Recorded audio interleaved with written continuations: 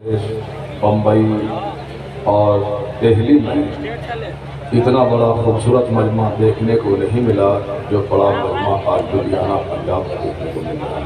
سبحان اللہ۔ بات سچی یہی ہے کہ آج پنجاب اتنا زبردست کارنامہ انجام دے رہا ہے پورے ہندوستان میں کہ سارے ہندوستان کے لوگوں کی نگاہیں اس اسٹیٹ پر ٹکی ہوئی ہیں جہاں سے ایک امن پسند تحریک کا آغاز بھی ہو چکا ہے اور پھر یہاں سے ایک مذہبی انقلاب بھی برپا ہونے والا ہے۔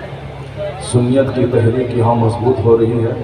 یہ ساری بہاریں اتر پردیش، بہار اور مختلف علاقوں کے خوش عقیدہ سنی مسلمان کے یہاں آنے کی وجہ سے ہی یہ باہر دیکھنے کو مل رہی ہے۔ اللہ تبارک و تعالیٰ آپ سبوں کو صحت اور عافیت کے ساتھ رکھے، آپ کے کاروبار میں دیکھنا ترقی عطا فرمائے۔ جب یہاں سے لوٹ کے جائیں تو آپ کے ساتھ دنیا کا مال بھی ہو اور آخرت کا بھی مال ہو، دونوں جہان کی نعمتیں آپ کے ساتھ ہیں۔ بس سنجیدگی بنا کے رکھیں۔ دو چار باتیں آج کی اس مقدس قیمتی رات میں پہنچانے کی بشارت کر رہا ہوں۔ بڑی اچھی خوبصورت نعت دلبر شاہی صاحب سے آپ نے نعت سماعت کی۔ عقل مندی کا تقاضا یہ ہے کہ نعت بھی توجہ سے سنی جائے اور اس سے زیادہ قرآن حدیث کی بات سنی جائے۔ عقل مندی کا ہی تقاضا ہے۔ عطائے رسول کانفرنس، جشن دستار حفظ، اب یہاں سے مذہب کا پیغام پہنچنا چاہیے۔ آپ نے ایک مختصر سی تقریر مولانا روح الامین صاحب کی آپ نے سماعت کی ہے۔ میری خواہش تھی کہ کم سے کم 1.5 سے لے کے 2 گھنٹے تک ایک اچھا مفصل اور ڈیٹیل ایکسپلینیشن آپ تک پہنچ جائے، لیکن چونکہ وقت اس قدر کم بچ رہا ہے میں 2 گھنٹے کیا 1 گھنٹے بھی شاید نہ بول پاؤں، چونکہ ابھی آپ کو یہاں سے اٹھنے کے بعد سحری بھی کرنی ہے، کل کے روزے کی تیاری بھی کرنی ہے۔ اللہ توفیق دے تو 2 4 10 20 رکعت نماز نفل بھی ادا کرنی ہے۔ پھر میرے بعد ابھی حضرت کو دعائیہ کلمات بھی حضرت کی آپ کو سماعت کرنی ہے، صلاۃ و سلام ہے، دعا ہے، یعنی 1 گھنٹے کے اندر بھی یہ سارا کام کرنا ہے۔ اب کیسے ہوگا؟ میں تو سوچا تھا کہ 10 سے لے کے کم سے کم 5 بات ضرور آپ تک پہنچا دوں، لیکن نہیں پہنچا پاؤں گا۔ بس صرف یہ سن لیں کہ 2-3 قیمتی باتیں ہیں۔ ایک بات قرآن کریم کی، 2 بات قرآن کریم کی اور 2 بات حدیث کی۔ اگر ٹائم رہا تب نہیں تو 1 بات قرآن کی اور 1 بات حدیث کی۔ یہ 2 باتیں ضرور سن کے آپ جائیں گے۔ اللہ تعالیٰ آپ سبوں کو سنجیدگی عطا فرمائے۔ جنتیوں کی پہچان ہے کہ جنتی کم بولتا ہے، جنتی سنجیدہ رہتا ہے، جنتی سافٹ اور نرم رہتا ہے، جنتی کا سینہ گھمنڈ اور غرور سے پاک ہوتا ہے، جنتی کی نگاہوں میں پاکیزگی ہوتی ہے، اور جنتی کی سب سے بڑی کوالٹی یہی ہے کہ اپنے سے دوسروں کو فائدہ پہنچاتا ہے، دوسروں کو اپنی زبان، اپنے پلان، اپنے ہاتھ سے نقصان نہیں پہنچاتا ہے۔ یہی ایک انسان کی تعریف ہے، یہی ایک جنتی کی تعریف ہے جو اپنے سے دوسروں کو تکلیف نہ پہنچائے۔ زبان جب کھلے تو دوسروں کو فائدہ پہنچے، جب آپ ہاتھ اٹھائیں تو دوسروں کو فائدہ پہنچائیں، جب آپ کا دماغ چلے تو دوسروں کو تباہ کرنے کی پالیسی نہیں بلکہ دوسروں کو سجانے اور سنوارنے اور اپنے سے فائدہ پہنچانے کا پلان۔ سلطان الہند سرکار خواجہ غریب نواز عطائے رسول رضی اللہ تعالی عنہ، جن کا احسان ہے کہ آج ہندوستان میں کم و بیش 40 کروڑ کلمہ پڑھنے والا آج موجود ہے، جنہوں نے 90 لاکھ ایمان سے خالی دلوں میں ایمان کا نور عطا کیا۔ 90 لاکھ کی نسلیں بڑھتے بڑھتے بڑھتے آج کم و بیش 40 کروڑ کی تعداد میں ہندوستان میں پھیل گئی۔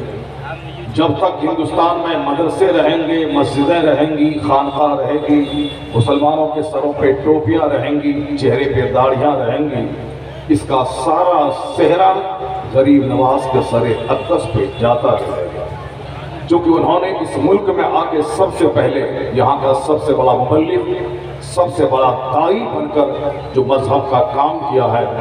اللہ نے ان کی اس خدمت کو ایسا قبول کیا کہ جب تک وہ زمین پر ہے دین کا کام ہوتا رہا، اور جب وہ زمین کے اندر چلے گئے تو اللہ نے ان کی قبر انور کو اسلام کی تبلیغ کا اتنا بڑا ذریعہ بنایا کہ آج کوئی کافر و مشرک ان کے مزار پہ حاضری دیتا ہے تو ان کے سینے میں بھی اسلام کی خوبی موجزن ہو جاتی ہے۔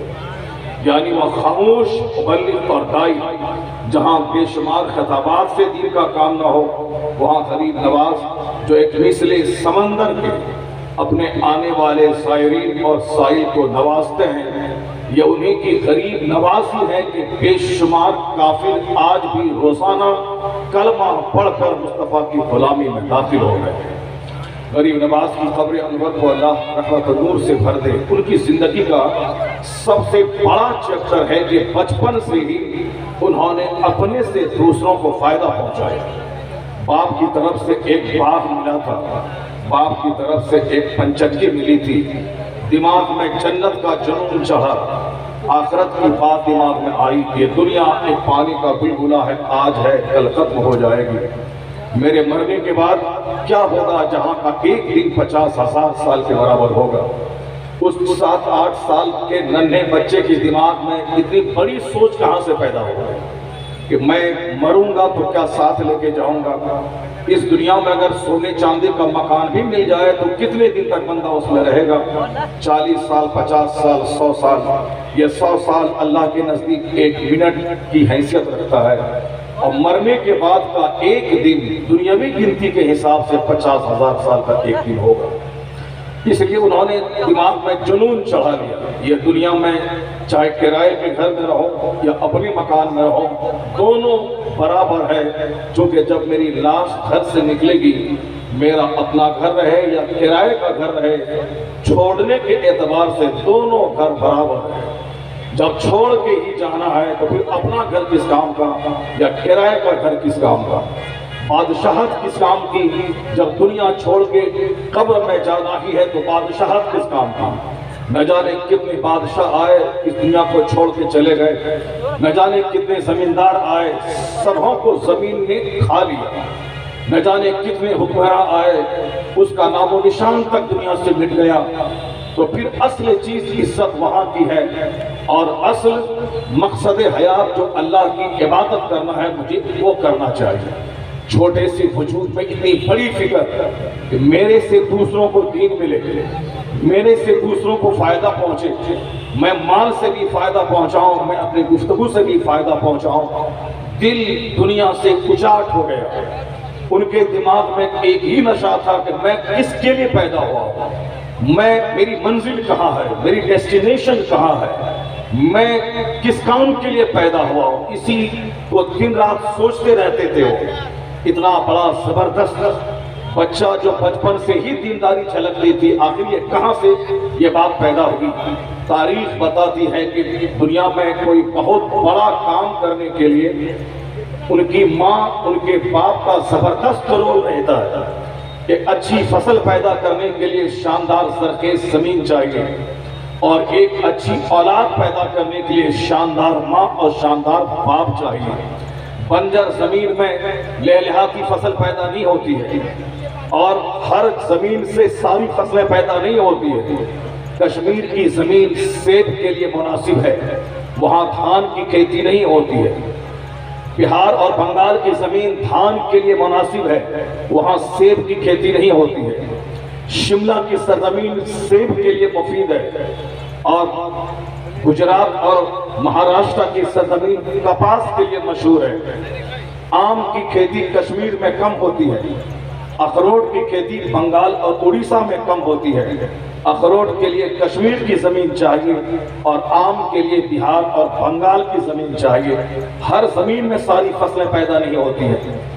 بڑا مبلغ پیدا کرنے کے لیے، بڑا اسلام کا داعی پیدا کرنے کے لیے، بہت بڑا ریفارمر پیدا کرنے کے لیے، قطب ابدال غوث پیدا کرنے کے لیے وہ زمین چاہیے۔ اور زمین ہے وہ ماں، اس میں بیج ڈالنے والا ہے باپ۔ اگر باپ نمازی نہ ہو ایک ولی بچہ کبھی پیدا نہ ہوگا۔ باپ اگر گٹکا خور ہو، باپ اگر دن بھر تاش کھیلتا رہتا ہو، باپ اگر دن بھر نماز چھوڑتا رہتا ہو، باپ دن بھر غیبت چغلخوری سے زبان کو تر رکھتا ہو، باپ کو پتا ہی نہیں کہ میں کیوں پیدا ہوا ہوں اور میں کیوں مر جاؤں گا، مرنے کے بعد میرا کیا ہوگا۔ ایسے کام چور، نکمے، سست اور غافل باپ کی نسل سے کوئی قطب پیدا ہو جائے، کوئی ابدال پیدا ہو جائے، کوئی غوث پیدا ہو جائے، کوئی کروڑوں آدمی کو راستہ دکھانے والا زبردست قائد پیدا ہو جائے، ایسا کبھی نہیں ہوگا۔ جب کشمیر کی زمین سیب کے لیے مناسب ہے تو ولی پیدا کرنے کے لیے بھی ویسی زمین چاہیے، غوث پیدا کرنے کے لیے بھی ویسی زمین چاہیے، قطب پیدا کرنے کے لیے بھی ویسی زمین چاہیے۔ پیغمبر اعظم نے کہا تھا کہ شادی تو سب لوگ کرتے ہیں، شادی میں لوگ کبھی لڑکی کا حسن دیکھتے ہیں، کوئی لڑکی کا خاندان دیکھتا ہے، کوئی لڑکی کا مال دیکھتا ہے۔ تم لڑکی کا دین دیکھا کرو، تم لڑکی کا اخلاق دیکھا کرو، تم لڑکی کا بیک گراؤنڈ دیکھا کرو، تم لڑکی کی ماں لڑکی کے باپ کا کیریکٹر دیکھا کرو۔ اس لیے کہ صرف شادی سیکس کی تکمیل کا ذریعہ نہیں ہے، شادی ایک آنے والی نسلوں کا انحصار اسی شادی پہ ہے۔ سماج گھونڈوں سے بھرے گا، سماج بچوں سے بھرے گا، سماج شرابی سے بھرے گا، اس کا انحصار ایک اچھی اور بری ماں پہ ہے۔ چونکہ ہم صرف سیکس کی تکمیل کے لیے شادی نہیں کرتے، سماج کو ہم اولاد دیتے ہیں، وہ اولاد جو میری یادگار ہوتی ہے، وہ اولاد جو سماج کو اپنے سے فائدہ پہنچائے گی یا سماج کو کشٹ میں دکھ دائق اس کے لیے ثابت ہوگی، یعنی یہ منحصر ہے ایک اچھی ماں پر، ایک اچھے باپ پر۔ جس طرح ہر زمین میں سیب نہیں پھلتا، ہر زمین میں اخروٹ نہیں پیدا ہوتا، اسی طرح ہر زمین سے قطب اور ابدال نہیں پیدا ہوتے، ہر زمین سے ریفارمر نہیں پیدا ہوتا۔ جب آم کے پیڑ سے کٹہل نہیں نکلتا، جب سیب کے پیڑ سے لیچی نہیں نکلتی۔ بیٹھے رہو، غور سے سنو، ہمارے مہمان آ رہے ہیں، مہمان بیٹھیں گے، ان کی باتیں سننا اور غور سے میری تقریر سنو جو میں بول رہا ہوں۔ اسی نقطے کو دماغ میں جگہ دے کے یہاں سے جاؤ، دور دراز سے چل کے آئے ہو کھانے پینے کے لیے، یہاں کمانے کے لیے، اور پھر صرف کھانا کمانا میری زندگی کا مقصد نہیں ہے۔ آج کی وہ رات ہے جس رات میں فیصلہ ہوگا کہ کون سال بھر کے اندر مرے گا۔ آج کی رات میں فیصلہ ہو چکا کہ کون اگلے سال 15 شعبان تک دنیا سے جائے گا۔ اب ہم میں اتنے سارے لوگ بیٹھے ہیں، کون مرے گا لکھا جا چکا ہے، کس کو کتنی روزی ملے گی وہ لکھا جا چکا ہے، کون کہاں مرے گا وہ سب لکھا جا چکا ہے۔ پچھلے سال کیا لکھا گیا تھا؟ ہم نے دیکھا کہ بہار کی سرزمین کے بڑے زبردست علماء کا انتقال اس 2 مہینے کے اندر ہو گیا۔ ایک بہت بڑے مفکر تھے، بہت بڑے ادیب تھے، ان کا انتقال ہو گیا۔ ایک بہت بڑے خطیب تھے مفتی مظفر صاحب، ان کا انتقال ہو گیا۔ ایک بہت بڑے عالم ربانی تھے صوفی باصفا، ان کا انتقال ہو گیا۔ نہ جانے کل تمہارا انتقال ہو جائے، نہ جانے کل میرا انتقال ہو جائے، وہ تو دفتر میں لکھا جا چکا۔ چونکہ شعبان کی 15ویں رات، جس رات میں آج تو بیٹھ کر بیان سن رہے ہو، اسی رات میں موت کا فیصلہ ہوتا ہے، اسی رات میں رجسٹر میں سال بھر کس کو کتنی روزی ملے گی وہ سب لکھا جا چکا ہے۔ سرکار دو جہاں کہتے ہیں کہ شعبان میرا مہینہ ہے۔ شعبان میں حضور اس قدر روزہ رکھتے تھے، لگتا تھا کہ اب سارا مہینہ روزہ ہی رکھیں گے۔ حضرت عائشہ نے پوچھا کہ سرکار اس مہینے میں آپ اس قدر کثرت سے روزہ کیوں رکھتے ہیں؟ حضور نے کہا تھا کہ اس مہینے میں موت لکھی جاتی ہے، اس مہینے میں بندوں کے اعمال اٹھائے جاتے ہیں، اس مہینے میں روزیاں لکھی جاتی ہے۔ تو میں چاہتا ہوں کہ جس حال میں میری ظاہری زندگی کے بارے میں فیصلہ ہو رہا ہو، اس وقت میں اللہ کی عبادت میں رہوں، یعنی میں حالت روزہ میں رہوں۔ یا اس لیے آج یہ پیغام لے کے جائے کہ جب موت لکھی جا چکی ہے، ممکن ہے کہ 2 گھنٹے 4 گھنٹے 4 دن کے بعد آپ مر جاؤ، تو بہتر ہے کہ کلمہ پڑھتے پڑھتے مر جاؤ، بہتر ہے کہ حالت سجدہ میں مر جاؤ، بہتر ہے کہ قرآن کی تلاوت کرتے کرتے مر جاؤ۔ اگر تم نے زبان پہ گٹکا رکھا، موت آنے لگی، کلمہ پڑھنے کی فرصت نہیں ملے گی۔ ابھی میں تجھ کو سلام کرتا ہوں اور تم گٹکا کو پھینکنے کا انتظار کرتے ہو دھوپ کا، تاکہ میں دھوپ پھینک کے تب آپ کے سلام کا جواب دوں۔ اگر ملک الموت نے 1 سیکنڈ کی مہلت نہیں دی، یہ بتا دے کہ گٹکے کی بدبو کی حالت میں تیری موت ہوگی، کلمہ پڑھنے کی توفیق نہیں ملے گی۔ اس لیے ہمارے بزرگوں نے کہا ہے کہ جب موت متعین ہے اور کسی بھی وقت آ سکتی ہے تو ہر وقت موت کے لیے تیار رہ، تاکہ گٹکا کو چھوڑ دے، زبان تھوک سے نہ بھرا رہے۔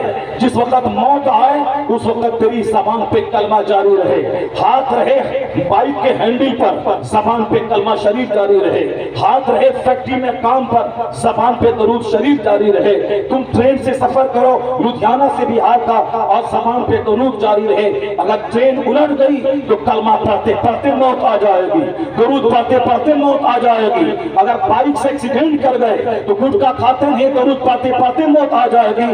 بزرگوں نے کہا ہے، حدیث کا مفہوم ہے، جب بچہ بولنے لگے کلمہ سکھاؤ، اور جب آدمی مرنے لگے اس کے کلمہ کی تلقین کرو۔ جب پہلی بولی لا الہ الا اللہ اور آخری بولی لا الہ الا اللہ ہو تو دونوں کلمہ کو ملا دیا جاتا ہے، اور بیچ میں جو گناہ ہوئے اسے مٹا دیا جاتا ہے۔ اس لیے بزرگوں نے کہا ہے کہ ہر وقت زبان کو خالی رکھ درود کے لیے، کلمہ شریف کے لیے، اچھی باتوں کے لیے، سچی باتوں کے لیے، تاکہ پوری حالت میں موت نہیں آئے، جس وقت موت کو آنی ہے آ جائے، زبان پہ کلمہ درود جاری رکھ۔ اس حالت میں اگر موت ہو گئی تو اللہ جنت الفردوس میں جگہ عطا فرما دے گا۔ آج کی رات میں فیصلہ ہو چکا ہے، جو خرافات چیزیں ہیں، جو واہیات چیزیں ہیں، جو گندی عادتیں ہیں، ساری چیزوں کو چھوڑ دینا چاہیے۔ روٹی کھانا ضروری ہے، گٹکا نہیں، چاول کھانا ضروری ہے، گٹکا نہیں، روٹی کھانا ضروری ہے، سگریٹ نہیں، چاول کھانا ضروری ہے، بیڑی نہیں، روٹی کھانا ضروری ہے، پان نہیں۔ غیر ضروری چیزوں کا استعمال مسلمان چھوڑ دے۔ غیر ضروری چیزوں سے کینسر ہوتا ہے، غیر ضروری چیزوں سے آدمی کا لیور ڈیمیج ہوتا ہے، غیر ضروری چیزوں سے آدمی کا برین کمزور ہوتا ہے، غیر ضروری چیزوں سے آدمی کی عقل خراب ہوتی ہے۔ آج امریکہ اور یورپ میں ان خطرناک چیزوں پہ پابندیاں لگ رہی ہیں جس سے کہ کینسر ہوتا ہے، یعنی تمباکو سے، گٹکا سے۔ ہندوستان میں بھی پابندی لگانے کے بارے میں سوچا جا رہا ہے۔ یہ لوگ آج کہہ رہے ہیں کہ اننیسیسری چیز چھوڑ دیں۔ قربان پیغمبر اعظم کی ذات گرامی پہ وہ رحمت دو عالم نے 1400 سال پہلے کہا تھا، من حسن اسلام المرء ترکہ ما لا یعنی۔ ایک مومن کے اسلام کا حسن یہ ہے کہ غیر ضروری چیزوں کو چھوڑ دیا جائے۔ ایک مسلمان کے ایمان کی خوبصورتی یہ ہے، جو ارتھہین چیزیں ہیں، جو غیر ضروری چیزیں ہیں، جو اننیسیسری چیزیں ہیں، یعنی بلا وجہ بولنا، بلا وجہ گھومنا، بلا وجہ غیر ضروری کپڑا پہننا، بلا وجہ دوستی کرنا، بلا وجہ 24 گھنٹے کچھ نہ کچھ چباتے رہنا، جو غیر ضروری چیزیں اس کو چھوڑ دیا جائے۔ غیر ضروری پہننا، غیر ضروری دوستی کرنا، غیر ضروری گھر سے باہر نکل کے گھومنا، ان ساری چیزوں کو چھوڑ دیا جائے۔ اگر چھوڑ دیا گیا، صحت یہاں ملے گی، لیور اسٹرانگ ہوگا، دماغ اسٹرانگ ہوگا، سینہ اسٹرانگ ہوگا۔ اگر تم طاقتور بنا تو حضور کہتے ہیں المؤمن القوی خیر واحب الی اللہ تعالی من المؤمن الضعیف۔ طاقتور مومن اللہ کو پسند ہے بنسبت کمزور مومن کے۔ جہاد کرنے کے لیے طاقت چاہیے، ظلم مٹانے کے لیے طاقت چاہیے، نماز روزہ پڑھ کرنے کے لیے طاقت چاہیے، حج میں عرفات سے مکہ پیدل آنے کے لیے طاقت چاہیے، غریبوں کا بوجھ اٹھانے کے لیے طاقت چاہیے۔ اس لیے آج ہر مسلمان نوجوان کو چاہیے وہ طاقتور بنے۔ طاقت رہے گی تب ظلم مٹے گا، طاقت رہے گی تب کافروں پہ ہیبت طاری ہوگی، طاقت رہے گی تب ظالم رہیں گے، طاقت رہے گی تب بال بچوں کی آپ کے آبرو کا تحفظ ہوگا، جب طاقت رہے گی تب اپنی بیٹیوں کی عزت کو بچا پائے گا، طاقت رہے گی تب دشمن تھرائے گا۔ جب تک میں طاقتور تھا تو دنیا مجھ سے ڈرتی تھی، جب سے میرا نوجوان کمزور ہوا، جب سے یہ جوانی میں ان کا چہرہ سوکھنے لگا، جب ان کے گال چپکنے لگے، یہ کانٹے کی سوکھے پتوں کی طرح ہلنے لگا، غیر ضروری کام نے اسے کمزور کر دیا۔ نماز اس نے چھوڑا، روزہ اس نے چھوڑا، غیر ضروری گٹکا پان اس نے استعمال کیا، غیر ضروری نگاہوں کا غلط استعمال کیا، غیر ضروری موبائل کا استعمال کیا۔ آج میرا بچہ کھوکھلا ہو گیا، جوانی میں ہجڑا اور نامرد ہوتا جا رہا ہے۔ آج قسم کھا لے کہ جب مجھے میری طاقتور مومن اللہ کو پسند ہے، طاقتور مومن مصطفیٰ کو پسند ہے، تو اب میں غیر ضروری چیزوں کو چھوڑ کے روحانی طاقت بھی پاؤں گا، جسمانی طاقت بھی پاؤں گا۔ جس دن تم طاقتور ہو گئے تو پھر کیا ہے، ہندوستان بھی تمہارا ہے، امریکہ بھی تمہارا ہے، ساری دنیا تمہارے قدموں میں آ جائے گی۔ ساری دنیا تمہارا استقبال کرے گی. دنیا کو منتظر ہے ایک زبردست فاتح کا.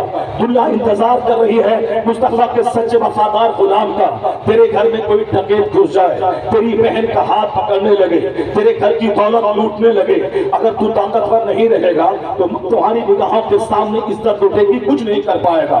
تیری نگاہوں کے سامنے تیری ماں بہن کی آبرو لوٹے گی تو کچھ نہیں کر پائے گا. اس لیے عبادت کے لیے بھی طاقت چاہیے, اپنے گھر کی عزت کی حفاظت کے لیے بھی طاقت چاہیے. وہ طاقت سیب سنترا سے کم ملتی ہے, وہ طاقت عبادت سے زیادہ ملتی ہے, گناہوں کو چھوڑنے سے زیادہ ملتی ہے. گناہ گھٹتا جائے گا, روحانی طاقت بڑھتی چلی جائے گی. گناہ کم ہوتا جائے گا, روحانی طاقت ملتی چلی جائے گی. اس لیے میں آپ سے کہنا چاہتا ہوں, طاقتور مومن اللہ کو پسند ہے. اور طاقتور جب تک آپ نہیں بنیں گے, یہ دشمن آپ کو ڈراتے رہیں گے, یہ دشمن سے آپ کانپتے رہیں گے, دشمن کی جی حضوری کرتے رہیں گے, دشمن کا جھولا دھوتے رہیں گے, دشمن کی چاپلوسی کرتے رہیں گے. جس دن روحانی طاقت آئی صلاح الدین ایوبی کی طرح, اس دن کیا ہے کہ فتح آپ کا استقبال کرے گی. ساری دنیا انتظار کر رہی ہے کہ تم اسی روحانی طاقت کو دوبارہ واپس لاؤ. صلاح الدین ایوبی کے نام سے یورپ تھر رہتا ہے. صلاح الدین ایوبی کے نام سے آج تک تاریخ پڑھنے والا بچہ تاریخ پڑھتا ہے, اس کی آنکھیں پھٹی کی پھٹی رہ جاتی ہے. جو تہجد پڑھنے والا صلاح الدین, نماز پنجگانہ میدان جنگ میں پڑھنے والا تھا صلاح الدین, اس سے یورپ کی طاقتیں تھراتی کیسے تھی, وہ یورپ کانپتا کیسے تھا. آج امریکہ کے نوجوان اس کی تاریخ پڑھنے کے بعد کہتے ہیں یہ اسٹیل مین, یہ مرد آہن ایک ایسا آدمی تھا جس کے نام سے یورپ تھر رہا تھا. ان کے پاس کون سی طاقت تھی؟ ایک تو حکمت تھی, ان کے پاس تکبر تھا, ان کے پاس مقصد حیات تھا. وہ چاہتا تھا کہ قوم مسلم کا بھلا ہو, ابن اول آزاد ہو جائے. اس کے لیے ظاہری طاقت بھی چاہیے, فوج چاہیے, ہتھیار چاہیے. صلاح الدین نے حکمت سے فوج تیار کی, وہ زبردست فوج جن کے دماغ میں شہادت کا نشہ تھا, جو جینا کم چاہتا تھا, جو مرنا زیادہ چاہتا تھا. جس کو جینے کی للک ہوگی وہ بزدل ہوگا, اور جو مرنے کا شوق رکھے گا وہ ایک آدمی ہزاروں پہ بھاری ہوگا. چونکہ جس کو شہادت پیاری ہو اس کو کوئی نہیں ڈرا سکتا, لیکن جس کو زندگی پیاری ہو اس کو بلی ڈرائے گی, اس کو کتا ڈرائے گا, اس کو چوہا ڈرائے گا, اس کو معمولی گندا آدمی ڈرائے گا. جب سے مجھ کو زندگی پیاری ہو گئی سارے لوگ مجھ کو ڈرا رہے ہیں, لیکن جس دن سے شہادت پیاری ہو جائے, جس دن موت کو گلے لگا لے, اس دن تمہیں سارے دشمن دھارا شاہی ہوں گے اور تمہاری حیبت ان کافروں پہ طاری ہوگی. پھر کیا ہے, زندہ رہے تو غازی بنو گے, اگر مر گئے تو شہادت کا مرتبہ اللہ عطا فرمائے گا. اس لیے دماغ کو وہ جنون چڑھانا ہوگا. مرنا تو ہے ہی, چاہے آج مرے چاہے 50 سال کے بعد مرے, تو ہاسپٹل میں ایڑی رگڑ رگڑ کے کیوں مرے, باتھ روم میں کیوں مرے, کھیت میں ہل چلاتے چلاتے کیوں مرے, فیکٹری میں کیوں مرے, کیوں نہیں شہادت کا جنون دماغ پہ چڑھے, اللہ کی راہ میں مر جائے, اللہ کی محبت میں مر جائے, مصطفیٰ کے دین کی تبلیغ میں مر جائے, حق بات بولتے بولتے مر جائے, سجدہ کرتے کرتے مر جائے. اس لیے کبھی مت ڈرنا, کبھی مذہب کا سودا مت کرنا, مرنا اس کے آگے اور کیا ہو سکتا ہے. اسے ہمیشہ تیار رہنا, زبان پہ کلمہ, ہاتھوں میں دین رہے, دماغ پہ شہادت کا جنون رہے. اگر یہ جنون چھا گیا موت تو وقت پہ آئے گی. اس جنون کی وجہ سے اللہ دنیا میں سلطنت بھی عطا کرے گا, حکومت بھی عطا کرے گا. حکومت بزدلوں کو نہیں ملتی ہے, جب جوان بیدار ہوتا ہے, بازو میں طاقت پیدا ہوتی ہے, دشمنوں کے دینے توڑنے کا حوصلہ ہوتا ہے, اسی کو اللہ سلطنت بھی دیتا ہے, اسی کو اللہ حکومت بھی دیتا ہے. حکومت کے لیے بھی طاقت چاہیے, تدبر چاہیے. صلاح الدین ایوبی جب فتوحات کا سلسلہ اور وسیع کرتا چلا گیا, ایک ملک جیتا, دوسرا ملک فتح کیا, تیسرا ملک فتح کیا. جب بے شمار علاقوں کو فتح کر چکا, ان کا دشمن بھی بڑھ گیا. ان کے دشمن گھات میں رہنے لگے, گھات میں رہنے لگے. کیسے اس مرد مجاہد کو مارا جائے, کیسے اس کی پوری عسکری طاقت کو کمزور کیا جائے. چنانچہ مغربی دنیا, ویسٹرن ورلڈ نے ایک بہت بڑا سمندری بیڑا صلاح الدین کی فوج کو نیست و نابود کرنے کے لیے انہوں نے سمندر کے راستے سے بھیجا. وہ بحری بیڑا, سمندری بیڑا, جس میں فوج تھی, جس میں ہتھیار تھے, تھے جس میں راشن تھا، جس میں اس کو طاقت دلانے کے لیے شراب کی بوتلیں تھی، یہ سب مغربی دنیا نے صلاح الدین کی طاقت کو ٹکر دینے کے لیے بھیجا۔ جب صلاح الدین کو خبر ملی، بھنک ملی کہ تم کو تباہ کرنے کے لیے یہ تمام دشمن متحد ہو گئے ہیں اور ایک بہت بڑا سمندری بیڑا بھیجا گیا ہے، تو صلاح الدین ایوبی نے سب سے پہلے تدبیر کرتے ہوئے انہوں نے اپنی فوج کا جائزہ لیا۔ اگر حملہ ہوا تو اس کا جواب کیسے دیا جائے گا؟ یہی طریقہ ہے دنیا میں، سجدہ بعد میں ہوگا، پہلے تدبیر ہوگی، رویا بعد میں جائے گا، پہلے تدبیر ہوگی، یعنی پہلے کھیت میں جایا جائے گا، وہاں دانا ڈالا جائے گا، اس کے بعد اللہ سے دعا کی جائے گی، الہی میں نے کھیت میں ہل جوت دیا، میں نے کھیت میں دانا ڈال دیا، اب تو ہی بہترین فصل دینے والا ہے، میں نے آم کا پیڑ لگا دیا، میں نے اس کو جانور سے بچایا، میں نے وقت وقت پہ پانی دیا، اب شاندار پھل دینا تیرا کام ہے، میں نے گریجویشن کیا، میں نے انٹرمیڈیٹ کیا، میں نے میٹریکولیشن کیا، میں نے آئی ایس کی تیاری کی، الہی میں نے 18 گھنٹے میں نے پڑھا ہے، 12 گھنٹے میں نے محنت کی ہے، محنت میں کوئی کمی نہیں چھوڑی، محنت کرنا میرا کام ہے، اب کامیاب بنانا تیرا کام ہے، محنت ادھر سے جائے گی، اللہ کی رحمت ادھر سے آئے گی، جب محنت جاتی ہے رحمت آتی ہے، پھر کامیابی قدم چوما کرتی ہے۔ اس کا گھر کے اندر بیٹھ کر آئی ایس آفیسر نہیں بنتا ہے کوئی، مسجد میں بیٹھ کر آئی ایس آفیسر نہیں بنتا ہے کوئی، غریب نواز کے آستانے پہ 40 دن کا چلہ کرنے کے بعد آئی ایس آفیسر نہیں بنتا ہے کوئی، پہلے محنت، پہلے تدبیر، اس کے بعد پھر دعا، پہلے کھیتی کرنا، پہلے علم حاصل کرنا، اس کے محنت کرنا، پھر اللہ کی رحمتیں اس کا استقبال کرتی ہے۔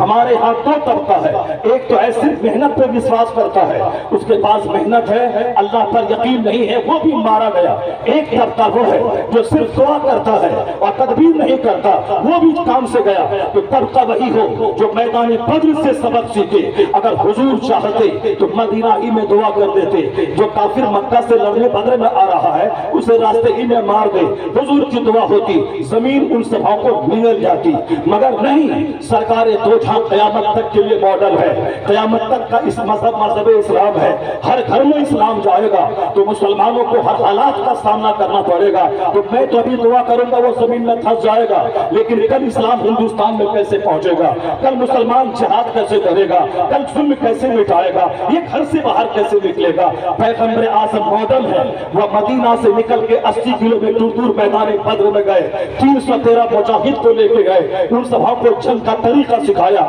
حملہ میسرہ سے ہو تو کیسے جواب دینا ہے، حملہ میمنہ سے ہو تو کیسے جواب دینا ہے، سامنے سے فوج حملہ آور ہو تو کیسے جواب دینا ہے، کن کے ہاتھ میں جھنڈا رہے گا، یہ شہید ہو جائے جھنڈا کس کے ہاتھ میں جائے گا، اگر وہ شہید ہو جائے تو پھر جھنڈا کس کے ہاتھ میں جائے گا؟ جس کے سب کو آپ نے تلوار دے دی، کسی کے ہاتھ میں تلوار نہ تھی، کھجور کی ٹہنی دے دی، یعنی ظاہری تدبیر ہو گئی۔ اس کے بعد پیغمبر اعظم ایک جھوپڑے کے پاس کھڑے ہو کر اللہ سے رو رو کے دعا کرنے لگے، اس قدر ٹوٹ کر دعا کرنے لگے کہ کاندھے سے چادر بار بار گر جاتی تھی، صدیق اکبر چادر اٹھا اٹھا کر آپ کے کاندھے پر رکھتے تھے، سرکار دو جہاں سے کہتے تھے صدیق اکبر حضور ضرور آپ کا رب اپنا وعدہ سچا کر کے دکھلائے گا، ضرور آپ کا رب وعدہ پورا کرے گا، ضرور کامیابی ملے گی۔ حضور روتے جا رہے تھے، پہلے مدینہ سے نکل کے میدان بدر آئے، پہلے جنگ کا طریقہ بتایا، پہلے جنگ کا سلیقہ سکھایا، پہلے تدبیر کی، اس کے بعد اب رب سے دعا کر رہے ہیں۔ جب وہ دعا ایسی قبول ہوئی کہ 313 یہ مجاہد تھے، 5000 سے زیادہ فرشتے آسمان سے زمین پہ اتر گئے، اور ایسی فتح ملی کہ آج بھی یورپ کا دانشور کہتا ہے اسلام کو کون مٹا پائے گا؟ اسلام کی عمارت تو اسی دن مضبوط ہو چکی تھی جس دن میدان بدر میں 313 کو فتح عظیم مل گئی تھی۔ اسلام تو اسی دن اسٹیبل ہو چکا تھا، اسی دن مضبوط ہو چکا تھا۔ یہاں سے پتا چلا پہلے تدبیر کی جاتی ہے، پہلے گھر سے باہر نکلا جاتا ہے، اس کے بعد اللہ سے دعا کی جاتی ہے۔ صلاح الدین ایوبی نے میدان بدر سے اسپرٹ لیا تھا، وہاں سے حوصلہ لیا تھا، انہوں نے تمام کیل کاٹے درست کی، اگر اچانک سڈن ہم پر اٹیک ہوا اس کا جواب کیسے دینا ہے۔ تدبیر کرنے کے بعد اب صلاح الدین رات بھر مسجد میں حالت سجدہ میں روتے ہوئے گزار دیا۔ ایک کمزور نحیف دبلا پتلا لاکر آدمی اگر وہ سجدہ کرے، ناکارہ آدمی جس کو کوئی علم نہیں ہے، نہ کوئی ہنر ہے، نہ کوئی آرٹ طاقت ہے، نہ کوئی اس کے پاس علم ہے کہ بڑا کام کر سکے۔ وہ اگر مسجد میں اذان نہیں دے گا تو کیا دے گا؟ وہ بچوں کو ٹیوشن نہ پڑھائے گا تو کیا پڑھائے گا؟ جس کو بخاری پڑھانا نہ آتا ہو، جس کو مسجد میں خطاب کرنا نہ آتا ہو، جن کو بزنس نہ کرنا آتا ہو، وہ بیچارہ تو کم سے کم کام کرے گا ہی۔ لیکن اگر کوئی ایک بڑا جرنل، ایک بڑا یودھا، ایک بڑا بریو فائٹر، وہ اگر رات بھر سجدے میں سر رکھ کر رو رہا ہے، اس کا مطلب ہے وہ اسلام کی روح کو جان رہا ہے۔ پہلے تدبیر کرتے ہوئے تمام کیل کانٹوں کو درست کیا ہے، تمام فوج کا جائزہ لیا ہے، ساری طاقت کا جائزہ لیا ہے، ساری طاقت کا جائزہ لیا ہے۔ اس کے بعد اب رب قدیر کی بارگاہ میں آنسو بہا رہا ہے، الہی تو فتح عطا فرما دے، اے اللہ تو فتح، دشمنوں پہ ہمیں فتح عطا فرما دے۔ پہلے تدبیر کیا، اس کے بعد سجدے میں سر رکھ کے رویا۔ جب فجر کی نماز پڑھنے کے بعد مسجد سے باہر نکلا ہے تو سامنے ایک مجذوب کھڑے تھے۔ مجذوب سے کہا کہ بابا سنا ہے کہ دشمن کی بڑی فوج میری طرف آ رہی ہے، مجھ کو تباہ کرنے کے لیے، ذرا دعا کرو کہ اللہ تعالیٰ مجھ کو تباہی سے بچائے، مجھ کو فتح عطا فرمائے۔ مجذوب سے دعا کرانا، وہ خود بہت بڑا جنرل فائٹر تھا، انہوں نے خود رات بھر دعا کی تھی، اس کو دوسروں سے دعا کروانے کی کیا ضرورت تھی؟ اسلامی مزاج یہی ہے، چاہے آدمی نیکی کا پہاڑ کیوں نہ اس کے پاس ہو، وہ دوسروں سے دعا کروائے، اپنے مشائخ سے